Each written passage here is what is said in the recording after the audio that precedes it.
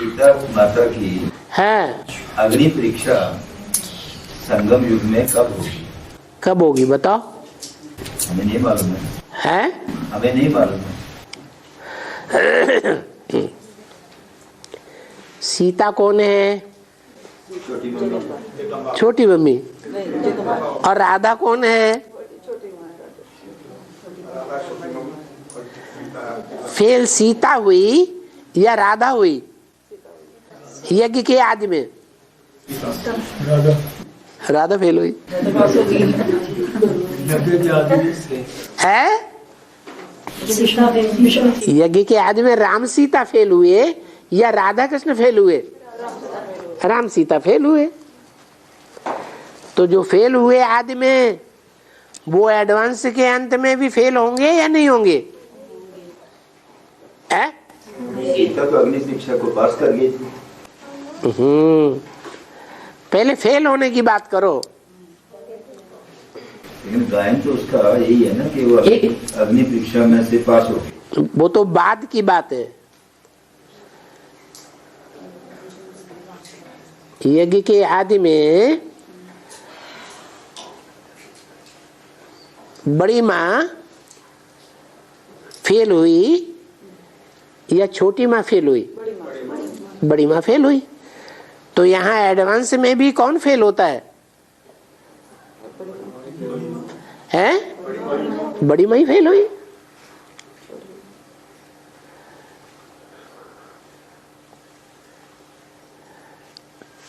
लेकिन ज्ञान अभी पूरा खुल गया कि रह गया? खुल गया है। जब तक जीना है तब तक पीना है या नहीं? तो फिर अभी भी असली पढ़ाई तो रही हुई है, प्रैक्टिकल। थ्योरी हमारे सामने आई है और थ्योरी में ही हम होशियार हुए हैं या जो पढ़ाई के गुण हैं उन गुणों को धारण करने में भी होशियार हो गए हैं? नहीं हुए। तो पढ़ाई चालू है। थ्योरी और प्रैक्टिकल दोनों में पास होंगे तब पास कहे जाएंगे।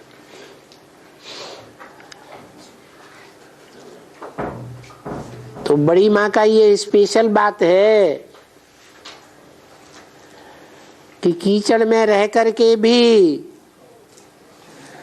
बुद्धि कहाँ लगी रहे हैं? एक ही याद में लगी रहे। राधा के लिए ये गायन नहीं है कि कीचड़ में रही।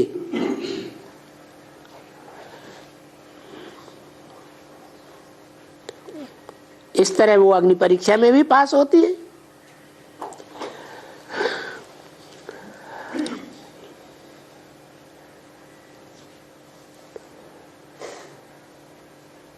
ब्रह्मा कुमारियां कीचड़ में रहती हैं या एडवांस में जो कुमारियां आई हैं सरेंडर होकर के, वो कीचड़ से आई है?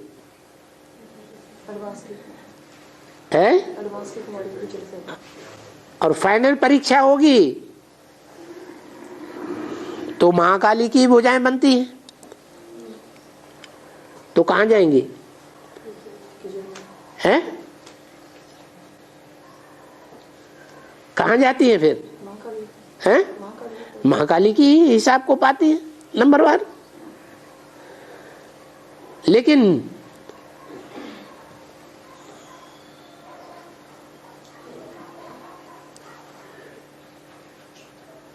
जो बीके वाली ब्रह्मा कुमारियां हैं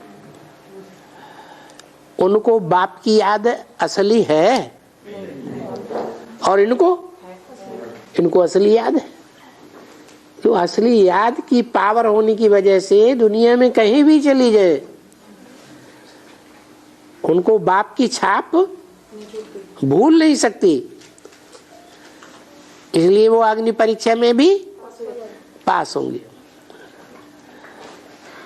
और